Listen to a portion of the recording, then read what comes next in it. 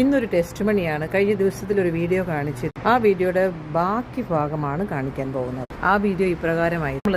നമ്മൾ കുമ്പളത്തെ മുറിക്കാനിടെ അത് മുറിച്ചിട്ട് നമ്മൾക്ക് പ്രതീക്ഷ ഉണ്ടായിരുന്നു ഇത് മുറിച്ചാൽ അതിന് ബ്രാഞ്ചസ് ഉണ്ടാകുമെന്ന്. മുറിച്ചില്ലെങ്കിൽ അതിന് ബ്രാഞ്ചസ് ഇല്ല. ഇത് കുറേ ദിവസമായി നിൽക്കുകയാണ്, 3 മാസമായിട്ട് നിൽക്കുകയാണ്. ഒരു ബ്രാഞ്ചും ഇല്ല. ഇങ്ങനെ ഒരു കമ്പ് ഒരു തണ്ട് തന്നെ ഇങ്ങനെ നീളത്തിൽ ഇങ്ങനെ പോയിക്കൊണ്ടേയിരിക്കും, ഒരു വള്ളി തന്നെ.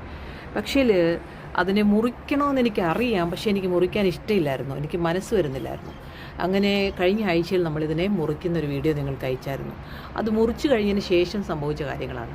മുറിച്ച് കഴിഞ്ഞപ്പോൾ ഒബ്വിയസ്ലി ഇവിടെ ഒരു ബ്രാഞ്ച് വരും തീർച്ചയായിട്ടും.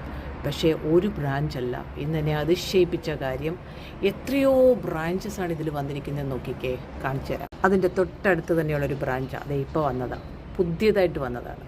അതിനേക്കാട്ടിലും വലിയൊരു ബ്രാഞ്ച് വേറൊരെണ്ണം ദേ അവിടോട്ട് നോക്കിക്കേ, ഞാൻ കാണിച്ചു തരാം. ദേ അങ്ങോട്ട് മാറി നിൽക്കുകയാണ്. എത്ര വലിയൊരു ബ്രാഞ്ച് നോക്കിക്കേ.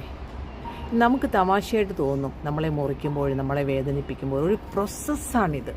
നമ്മളെ വിട്ടു കൊടുത്താൽ ഒരെണ്ണത്തിനെ മുറിച്ചപ്പോഴാണ് അതിലൂടെ ബ്രാഞ്ച് ഉണ്ടായത്. നമ്മൾ അടുത്തൊരു ബ്രാഞ്ച് നോക്കിക്കോ.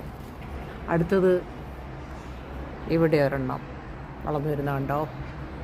അടുത്തത് ഇവിടെ ഒരെണ്ണം, ഒരു ഹോപ്പും ഇല്ലാതിരുന്ന ഈ ചെടിക്ക്.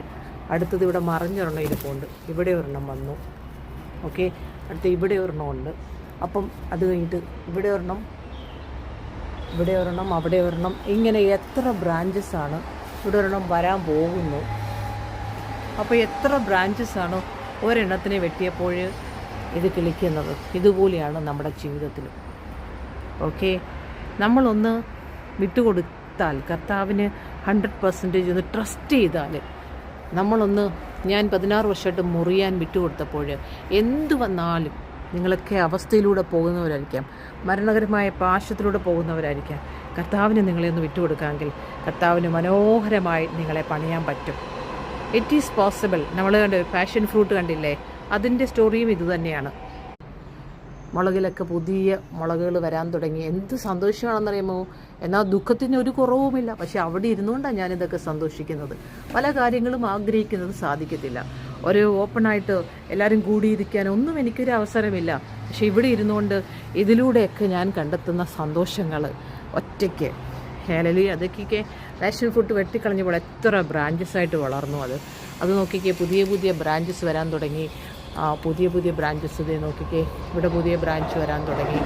അത് കഴിഞ്ഞിട്ട് ഇതിങ്ങനെ പോകുന്നു, പുതിയതായിട്ട് വരുന്നു. ഇത് വരുമ്പോൾ ഞാൻ അതിനെ അലൈൻമെൻറ്റ് ചെയ്ത് കൊടുക്കും കറക്റ്റ് വേയിലൂടെ.